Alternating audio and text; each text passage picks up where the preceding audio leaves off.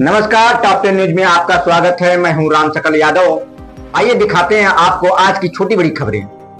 आजमगढ़ जिला से खबर है, जहां समाजवादी पार्टी के सांसद धर्मेंद्र यादव ने बीजेपी सांसद निरहुआ पर निशाना साधते हुए कहा कि वो इतने बड़े बड़बोले हैं कि ब्रह्मा को भी चुनौती दे देते हैं। ऐसे लोगों को जवाब देना उचित नहीं समझते। सांसद धर्मेंद्र यादव ने कहा कि समाजवादी पार्टी राष्ट्रीय अध्यक्ष के नेतृत्व में जनता की समस्याओं को लेकर लगातार संघर्षरत है। उन्होंने आगाह किया कि 2024 की शुरुआती के बाद 2027 के चुनाव में उत्तर प्रदेश की जनता सरकार को उसके अत्याचार, भेदभाव और दमनकारी नीतियों का करारा जवाब देगी। सपा सांसद ने आरोप लगाया कि SIR सरकार केवल चुनाव जीतने के लिए हथकंडे अपना रही है। उन्होंने जनता से अपील करते हुए कहा कि वोट ही सबसे बड़ा हथियार है। लोकतंत्र, संविधान और आरक्षण बचाने के लिए मतदाता को अपने वोट को दुरुस्त करना आवश्यक है। उन्होंने बेरोजगारी, महंगाई और किसानों तथा नौजवानों की समस्याओं को प्रमुख मुद्दा बताया। धर्मेंद्र यादव ने बीजेपी पर गंभीर आरोप लगाते हुए कहा कि यह पार्टी संवैधानिक संस्थाओं का दुरुपयोग करके चुनाव जीतने का प्रयास कर रही है। उन्होंने यह भी कहा कि जो पार्टी 400 पार का नारा लगा रही थी, वही उत्तर प्रदेश में समाजवादी पार्टी के सामने टिक नहीं पाई। सांसद ने दावा किया कि गठबंधन ने 43 सीटें जीतकर अपनी ताकत दिखाई, जबकि 5 सीटों पर काउंटिंग में बेईमानी हुई। उन्होंने वाराणसी में प्रधानमंत्री की जीत के दावों पर भी सवाल उठाए। साथ ही बिहार चुनाव के परिणामों पर टिप्पणी करते हुए कहा कि समीक्षा आगे की जाएगी। धर्मेंद्र यादव ने पद्म विभूषण सम्मान प्राप्त पूर्व सांसद मुलायम सिंह यादव के व्यक्तित्व के खिलाफ प्रकाशित विवादित रिपोर्ट को गलत बताया। उन्होंने यह भी याद दिलाया कि पिछले लोकसभा चुनाव में आजमगढ़ जिला में 1,10,000 रेड कार्ड जारी किए गए थे। बावजूद इसके जनता ने समाजवादी पार्टी को जीत दिलाई। क्या मामला है? देखिए, हम लोग लगातार जो SIR चल रहा है, उस SIR को लेकर हमारी पूरी पार्टी के सभी जिम्मेदार साथी मैदान में भी हैं और जगह जगह जो अनियमितताएं, दिक्कतें, शिकायतें हैं मतदाताओं की, उसको लेकर पूरी पार्टी के साथ आज जिलाधिकारी महोदय और उनके साथी अधिकारियों से मिले हैं। जो शिकायत अब तक मैदान से मिली, सारे पे चर्चा हुई है और आश्वस्त किया है जिलाधिकारी जी ने कि इस तरह की कोई दिक्कतें आगे नहीं। शिकायतें मिली सर? बहुत सारी शिकायतें हैं। कई परिवारों में जहाँ जितने मतदाता हैं उतने फॉर्म नहीं बांटे जा रहे हैं। आयोग ने 2-2 फॉर्म की व्यवस्था की है, जिसमें एक फॉर्म भर के BLO को वापस करने को, दूसरा फॉर्म मतदाता पे सबूत के तौर पे रखने की जो व्यवस्था दी है। बहुत सारी जगह वो दिक्कत है। कुछ जगह के BLO लोग भेदभाव कर रहे हैं वोटरों के साथ, पार्टीगत और तमाम एंगल से। वो तमाम जो बातें आई थी सबको अधिकारियों के सामने रखा है और हमें उम्मीद है कि ये शिकायतें न केवल दूर होंगी, बल्कि जो ड्राफ्ट आएगा 9 दिसंबर को, उसमें जो आज मतदाता सूची है 25 की, वही मतदाताओं का ड्राफ्ट आना चाहिए। ये अपेक्षा की अधिकारियों से हम लोगों ने। किसी के साथ भेदभाव ना हो, किसी की वोट जबरदस्ती काटे ना जाएं, बेमतलब की तकनीकी कारणों को दिखा के मतदाताओं का हरेसमेंट ना हो, ये अधिकारियों से हमने कहा है। और हमारे SIR को लेकर बिहार में काफ़ी हल्ला मचा था। उसके बाद चुनाव हुआ, NDA की प्रचंड जीत हुई और उसके बाद कल पूर्व सांसद दिनेश लाल यादव ने कहा कि जो हश्र महागठबंधन का बिहार में हुआ, वही हश्र अखिलेश यादव का यूपी में होगा। क्या कह रहा है? अब उनके बारे में हम कुछ नहीं कहना चाहते हैं। वो इतने बड़े आदमी हैं, वो ब्रह्मा को भी चुनौती देते हैं। तो उनके बारे में इसी आजमगढ़ में उन्होंने ब्रह्मा को भी चुनौती दी थी। तो ऐसे बड़बोले लोगों के जवाब देने की मुझे नहीं समझता कोई ज़रूरत है।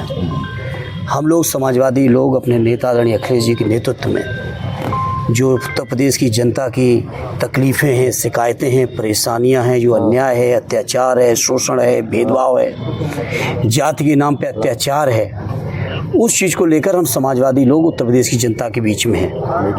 और मुझे पूरा यकीन है 24 के चुनाव की तो शुरुआत है, 27 के चुनाव में उत्तर प्रदेश का जनमानस दिखा देगा कि उत्तर प्रदेश के अंदर ये जो सरकार चल रही है, जो अत्याचार, शोषण, बुलडोजर, सामंतवाद, भेदभाव, जाति धर्म के नाम पे जो बंटवारा, जो अत्याचार हो रहा है, इन सब चीज़ों का जवाब उत्तर प्रदेश की जनता 27 के चुनाव में। समाजवादी पार्टी की क्या तैयारी है? SIR को लेकर समाजवादी पार्टी का एक एक साथी एक एक कार्यकर्ता मैदान में है और हम लोग भी अपने स्तर से जितना बेहतर हो सकता है उसकी समीक्षा भी कर रहे हैं और कहीं कोई अगर दिक्कत है तो साथियों को सक्रिय भी करने का काम कर रहे हैं। और मुझे पूरी उम्मीद है कि उत्तर प्रदेश का मतदाता, आजमगढ़ का मतदाता स्वयं सक्रिय होके, क्योंकि लोग जानते हैं ये SIR चुनाव जीतने का हथकंडा है। इस बात को मैं आज आपके बीच ही नहीं कह रहा हूँ, बल्कि पूरे देश के विपक्ष के लोगों ने 1 महीने तक सदन को नहीं चलने दिया गया। चुनाव आयोग के सामने तमाम बातें रखी गई, लेकिन हमारी बातों को स्वीकार नहीं किया, नहीं स्वीकार किया है चुनाव आयोग ने, वो अलग बात है। क्योंकि अब चुनाव आयोग के नियुक्ति में ही जब महामहिम मुख्य न्यायाधीश महोदय को हटा दिया गया, सुप्रीम कोर्ट के चीफ जस्टिस साहब को हटा दिया गया, तो अब इसके बारे में क्या कहना। लेकिन जनता जवाब देगी और जनता से मैं यही अपील करूंगा कि अपना एक एक वोट, जिसका भी वोट है या जो लोग 18 साल के हो रहे हैं, सभी लोग अपना वोट दुरुस्त करा लें, क्योंकि लोकतंत्र का सबसे बड़ा कोई हथियार है तो वोट है। और इस हथियार को अपने को तैयार करें आगामी लड़ाई को लड़ने के लिए, लोकतंत्र बचाने के लिए, संविधान बचाने के लिए, आरक्षण बचाने के लिए, गरीबों की सुविधाएं दिलाने के लिए, किसानों नौजवानों की समस्याओं के समाधान के लिए, बेरोजगारी दूर करने के लिए, महंगाई दूर करने के लिए अगर कोई हथियार है तो वो हथियार वोट है। इसे सभी मतदाताओं से अपील है आपके माध्यम से, जहां तक भी हमारी आवाज़ जाए, वोट चोरी का सब काम छोड़ के अपना वोट पहले दुरुस्त करा लें। दिसंबर 9 अखिलेश जी कह रहे थे कि पीडी प्रहरी तैयार किया जाएगा। हैं प्रहरी तैयार हैं, नियुक्त हो चुके हैं, नियुक्त हो चुके हैं। वो कोई मीडिया में देने का सवाल नहीं है। सारे हमारे पीडी प्रभारी जो मतदाता प्रभारी हैं, पीडी प्रहरी हैं, वो सारे लोग तैनात हैं मैदान में। और जो तैनात है तभी तो उनके माध्यम से फीडबैक मिल रहा है, जिसके आधार पर आज हम लोग बात कर रहे हैं अधिकारियों से। बिहार का जो रिजल्ट आया है, उसकी समीक्षा करते हुए एक बार क्या लग रहा है कि उत्तर प्रदेश में बीजेपी कह रही है कि हम फिर से यूपी में भी उससे ज्यादा सीटों से। देखिए बीजेपी क्या क्या कहती है। बीजेपी की ये बात तो आप लोग सुनते हो कि बीजेपी ने कहा है कि इतना हम यूपी में बनाएंगे।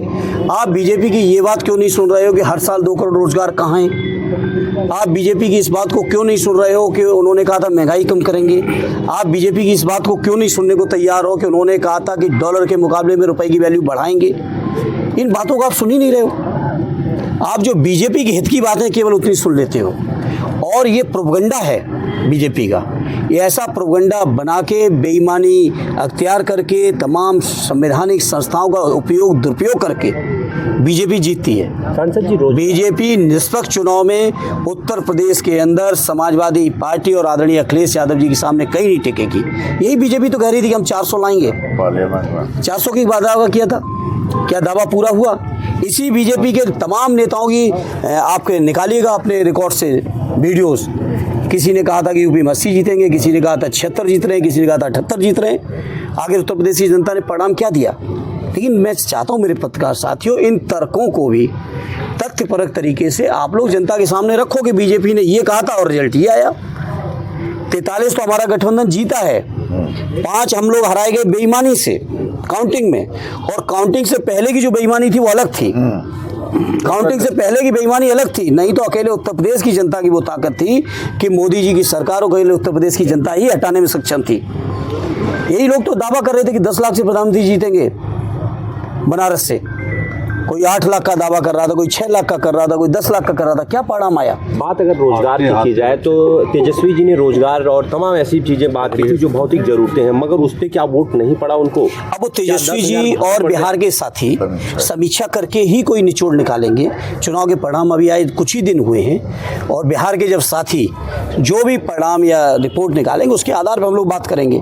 अभी चूंकि हम बिहार, तो मैं तो स्वयं भी नहीं गया था, तो मैं बिहार के आधार पर भी बात करेंगे। कि नोएडा फिल्म सिटी में जिस तरीके से मुलायम सिंह यादव को लेकर के इंडिया टुडे की एक रिपोर्ट को लेकर के धरना प्रदर्शन चल रहा है समाजवादी पार्टी का, उस पर क्या रिएक्शन है? क्या इस तरीके से चीजें होनी चाहिए? क्या मीडिया को ऐसी रिपोर्टिंग करनी चाहिए थी?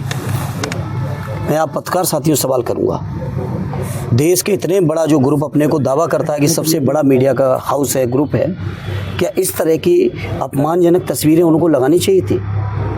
और जब ये तस्वीरें लगाएंगे तो अभी तो शुरुआत है धरने की, जरूरत पड़ेगी और आगे कार्रवाई करेंगे, बहिष्कार भी करने की जरूरत करेगी। नहीं, जिस तरीके से वो कह रहे हैं श्राप दिया गया था और यहीं से पतन हो जाएगा समाजवादी पार्टी का, इस तरीके के शब्दों का इस्तेमाल। और तो आप मीडिया के साथियों, उस ग्रुप के लोग भी होंगे, आजमगढ़ में भी होंगे, जरा उनके माध्यम से पूछिए। जिस व्यक्तित्व को भारत सरकार ने परम विभूषण का सम्मान दिया, जिस व्यक्तित्व को मैं समझता हूँ उत्तर प्रदेश सहित पूरे देश के लोग गरीबों के मसीहा के तौर पे जानते हो, जिस व्यक्तित्व को नेताजी सुभाष चंद्र बोस जी के बाद नेताजी की उपाधि मिली हो, जिस व्यक्तित्व के मैं समझता हूँ न रहने पे शायद कोई ऐसा वर्ग व्यक्ति समुदाय होगा जिसको कष्ट दुख हो और उन्होंने न सम्मान में उनके अपनी संवेदनाएं व्यक्त की हों। ऐसे महान व्यक्तित्व के बारे में मीडिया के एक ग्रुप या उनके कुछ लोग, क्या अधिकार है उनको इस तरह की बातें करने का? और अगर इस तरह की बातें होंगी तो लोकतंत्र में फिर बहुत से रास्ते हैं। 2027 के चुनाव को लेकर ईवीएम और वोट चोरी जैसे मुद्दों पर क्या कहना है? हम लोग सजग हैं। जो आदरणीय राष्ट्रीय अध्यक्ष जी ने पीडीए प्रहरी बनाए हैं, वो प्रहरियों के माध्यम से हम लोग कुछ भी गलत नहीं होने देंगे। सत्ता तो हालांकि जानते हो आप सब क्या क्या करना चाहती, क्या क्या की। जिस आजमगढ़ में हम लोग खड़े हैं, इसी आजमगढ़ में आप रिकॉर्ड निकलवा लीजिएगा जिलाधिकारी और कप्तान के दफ्तर से, 1,10,000 लोगों को रेड कार्ड दिए गए थे अभी पार्लियामेंट के चुनाव में। 1,10,000, 10 विधानसभाओं का ये जिला है। ऑन एन एवरेज हर विधानसभा में 11,000 रेड कार्ड इशू हुए थे। बावजूद इसके आजमगढ़ के बहादुर साथियों ने न केवल दोनों सांसद बनाए बल्कि 10 के 10 विधानसभाओं में हम लोगों को जिताने का काम किया है।